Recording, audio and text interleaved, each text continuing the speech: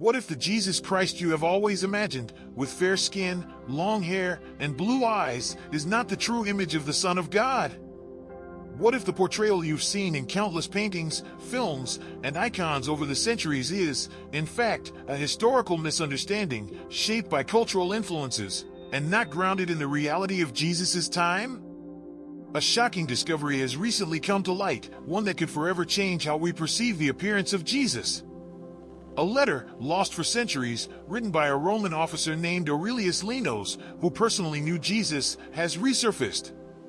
This letter offers a description of Jesus that stands in stark contrast to the images we've grown accustomed to. Are you ready to uncover the truth about the historical appearance of Jesus Christ? Prepare to challenge everything you thought you knew about his figure and see him in a way you've never imagined before. The letter, written by Lenos, a Roman officer stationed in Judea during the time of Jesus, offers a rare glimpse into the physical appearance of the man who changed the course of history. Lenos, tasked with observing important figures and reporting to the emperor, was in the perfect position to witness the life and miracles of Jesus firsthand. But the portrayal of Jesus in Lenos's letter is far from the image we're familiar with. This document, hidden for almost 2,000 years, presents Jesus as a man with blonde hair, slightly wavy, a nearly golden beard, and eyes of deep blue, features that starkly contrast with the typical depiction of Jesus as a man with dark, Semitic features. According to Lenos, Jesus had a noble face, one that radiated grace and kindness, with a strong yet gentle physique that commanded respect and devotion. His eyes, Lenos wrote, conveyed a serenity and power that captivated all who met him. But is this description accurate, or is it simply a reflection of Roman ideals? This letter raises fascinating questions not only about the physical appearance of Jesus but also about the nature of Judea under Roman rule. At the time, the region was rife with political instability and uprisings against Roman rule. A figure like Jesus, who could perform miracles, draw large crowds, and speak with authority, was seen by the Romans as a potential threat. This explains why Lenos was tasked with keeping an eye on him. But what is even more intriguing is the way Lenos describes Jesus' impact on the people. In an era where power was often associated with military might and dominance, Jesus stood apart. He captivated the masses not through force or violence, but with humility, compassion, and the power of his words. This is what struck Lenos, who was accustomed to seeing Roman heroes and emperors depicted as imposing, muscular figures. Jesus, however, commanded attention not by looking physically powerful, but by exuding spiritual authority. As this historical letter makes its way into public consciousness, it forces us to confront the deeply ingrained images we have of Jesus. For centuries, art has played a significant role in shaping the image of Christ in Western culture. From early Christian artwork to Renaissance masterpieces, Jesus has been depicted as a man with fair skin, light eyes, and long, flowing hair. This portrayal became widely accepted, especially after it was promoted by the Catholic Church, which wielded enormous influence during the Renaissance. Artists like Leonardo da Vinci and Michelangelo sought to depict Jesus not only as a divine figure but also as a reflection of the beauty and harmony of European ideals. This image of Christ as a beautiful, almost ethereal figure aligned with the cultural values of the time, heavily influenced by Greco-Roman aesthetics, where gods were often portrayed with perfect features and proportions. But how much of this image was influenced by political and social factors of the time, and how much was it a true reflection of Jesus' appearance? In fact, the image of a fair-skinned, blue-eyed Jesus can be traced back to the political motivations of rulers like Emperor Constantine, the first Roman emperor to convert to Christianity. Constantine sought to promote Christianity as the religion of the empire, and part of that was shaping an image of Jesus that reflected imperial power. Art from his reign often depicted Christ as an emperor, seated on a throne, wearing royal robes, and crowned with a golden halo. This portrayal not only elevated Jesus' status within Roman society but also reinforced Christianity's association with power and authority. The physical transformation of Jesus in these images speaks to a deeper desire to make him relatable to the cultural and political needs of the time. But what about other parts of the world? How has Jesus been depicted in places far removed from the European cultural context? In regions like the Middle East, Africa, and Asia, representations of Jesus took on a more localized flavor. In Japan, for instance, after Christian missionaries arrived in the 16th century, some depictions of Jesus portrayed him with distinctly Japanese features, making him more relatable to the local population.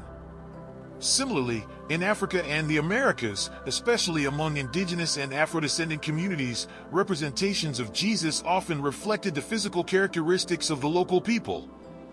These localized versions of Jesus allowed for a deeper sense of connection and identification with Christ, but they also raised the question, how much of Jesus' image is shaped by the cultural lens through which he is viewed?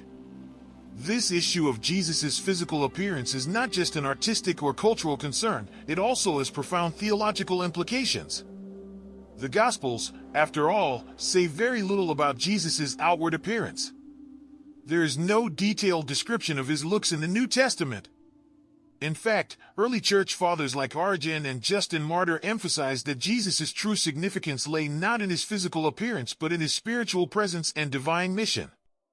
According to Origen, Jesus did not stand out physically from others, suggesting that his power was not in his form but in his message. This idea is supported by passages in the Old Testament, like Isaiah 53, which suggests that the Messiah would have an unremarkable appearance, one that would not draw attention to his physical beauty. In this light, the true beauty of Jesus is not in his outward form but in his message of salvation, love, and transformation. The question of Jesus' appearance also ties into broader debates about his humanity and divinity. Christian theology has long grappled with the paradox of Jesus being both fully human and fully divine. While some artistic representations have sought to emphasize his humility, others have portrayed him as a divine figure, with beauty and power beyond human comprehension. But there is also a view that sees Jesus' beauty as something that transcends the physical, a beauty that is understood only through spiritual connection. St. Augustine, for example, suggested that the true beauty of Christ could be seen with the eyes of the heart, not the eyes of the body. Aurelius Linos's letter, though it may be based on a Roman interpretation of divinity, gives us a rare and valuable insight into how Jesus was perceived by those outside of his immediate cultural context. Linos's description of Jesus, with his blonde hair, blue eyes, and noble features, may have been shaped by Roman ideals of beauty and power. It may reflect how a Roman officer, accustomed to seeing gods and emperors as powerful and beautiful figures, interpreted Jesus' extraordinary presence. But even if Linos's letter is not entirely historically accurate, it reveals something powerful about the human desire to understand Jesus in a way that resonates with cultural and spiritual values. In the end, the true image of Jesus is not confined to the physical attributes that artists or historians have assigned to him over the centuries. The image of Christ, like his message, transcends time, culture, and even physical appearance. Whether he is depicted with fair skin and blue eyes or with the features of a local community, the essence of who Jesus is remains the same. His teachings of love, justice, and compassion continue to inspire and transform lives around the world. What matters most is not how he looked, but what he came to teach us about how to live and love. So, what image of Jesus will you hold in your heart? The one shaped by history, or the one that transcends it all? What if everything you've been taught about the appearance of Jesus Christ, those images of him with fair skin, long flowing hair, and piercing blue eyes, was simply a creation of cultural influences over the centuries, rather than an accurate depiction of the man who walked the earth? Imagine discovering a letter, lost for centuries, that describes a version of Jesus completely at odds with the westernized image we know today. This letter, written by a Roman officer named Aurelius Linos, who personally witnessed Jesus, offers a detailed account of his physical appearance, a description that could completely alter our perception of Christ. What if the truth about how Jesus appeared is far more complicated and rooted in history, rather than cultural ideals? Are you ready to explore a new truth that could forever change how you view the Son of God? In this extraordinary revelation, Linos's account might not just be about the literal appearance of Jesus, but about the profound impression Jesus left on those who encountered him. Linos paints a picture of Jesus that's strikingly different from the traditional Western images. He describes Jesus as having blonde, slightly wavy hair, a nearly golden beard, and eyes so blue that they radiated serenity and strength. His stature was strong yet graceful, his presence inspiring reverence without the need for force. This portrayal challenges everything we've come to accept about Jesus' physical features. Was this description influenced by Roman ideals of beauty? Or does it hint at a deeper understanding of how the divine was perceived by Roman officials? Linos's description might reflect more than just the outward appearance of a man. It may point to the lasting spiritual impact that Jesus had on everyone he met. His physicality, though important, could have paled in comparison to the aura of transformation that he exuded. However, Linos's letter isn't the only clue we have about how Jesus might have looked. The Shroud of Turin, one of the most debated relics in history, is thought by some to contain an image of Jesus' face imprinted on it. Many believers hold the shroud in great reverence, considering it a miraculous sign of Christ's resurrection. It shows the image of a tall, bearded man with long hair, an image that seems to match the traditional depiction of Jesus we're familiar with. However, the authenticity of the shroud has been hotly contested. Scientific analyses, such as carbon dating, suggest that the fabric dates from the 13th or 14th century, far later than Jesus' time, raising doubts about its connection to the crucifixion. Despite these controversies, millions continue to venerate the shroud, considering it a powerful symbol of Christ's suffering and sacrifice. For many, it's a physical reminder of the crucifixion, but for others, it's a chance to explore the intersection of faith and science. As fascinating as the Shroud of Turin is, it also sparks another important question: what was the true appearance of Jesus? The image on the shroud is that of a tall man with a well-proportioned body, matching the stature depicted in Renaissance art. However, some argue that this image is less about historical accuracy and more about European cultural expectations at the time. This raises a critical point: how much of the image we have of Jesus is shaped by our own cultural lens? Just as art in the Renaissance depicted Jesus in a way that reflected European ideals, the image of Christ has evolved across cultures to reflect the diversity of the people who have followed him. Take, for example, the Veil of Veronica, another revered artifact. This veil supposedly carries the miraculous image of Christ's face, imprinted when a woman named Veronica wiped his face as he carried the cross. Like the Shroud of Turin, the Veil of Veronica raises questions about how Jesus has been depicted throughout history. While these relics are deeply meaningful to believers, they also raise important questions about the intersection of faith, cultural interpretation, and historical fact. We can't ignore the profound impact that art has had on how we view Jesus. For centuries, Christian art has portrayed Jesus as an almost angelic figure. But this representation is not a neutral reflection of his appearance. It has been deeply influenced by the aesthetics and cultural values of the time. For instance, Warner Solomon's iconic painting Head of Christ has shaped how millions view Jesus, particularly in the United States. This depiction, showing a fair-skinned, European-looking Jesus, became a symbol of divinity in many Protestant circles. Art historian David Morgan has explored how this image became more than just an artistic representation. It became a symbol of personal devotion and a worldwide visual reference for Jesus. But is this image truly reflective of the historical Jesus? It wasn't always this way. In the early days of Christianity, the Church avoided creating images of Jesus. There were concerns about idol worship, and so representations of Christ were rare. But after Emperor Constantine's conversion to Christianity, the art of depicting Jesus flourished.